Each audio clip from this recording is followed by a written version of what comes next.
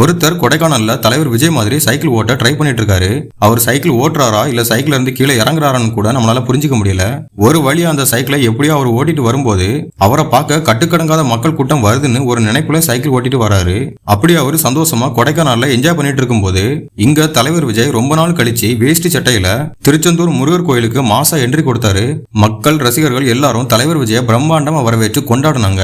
அதுவும் அதிகாலையிலேயே அந்த அளவுக்கு தலைவர் விஜய பார்க்க மக்கள் கூட்டம் வந்தது பிரமிப்பா இருக்கு. தலைவர் விஜய் திருச்செந்தூர் கடற்கரையில காலை நினைச்சு வழிபாடு நடத்திக்கிட்டு திருச்செந்தூர் கோயில்ல அவருக்கு கோயில் சார்பா மகா கும்பம் கொடுத்து மரியாதை பண்ணாங்க.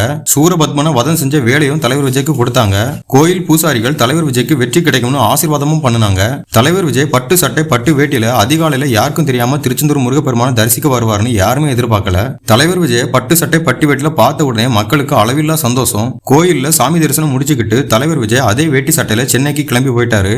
தூத்துக்குடி காவல்துறை தலைவர் விஜய்க்கு முதலமைச்சர் பாதுகாப்பா பயங்கரமா கொடுத்தாங்க. அதை பார்க்கும் போதே கூஸ் பம்ப்ஸ் மொமெண்ட்ஸா இருந்துச்சு. தலைவர் விஜயோட திருச்செந்தூர் முருகர் கோயில் என்ட்ரி எப்படி இருந்துச்சு அப்படிங்கறத கமெண்ட்ல சொல்லுங்க.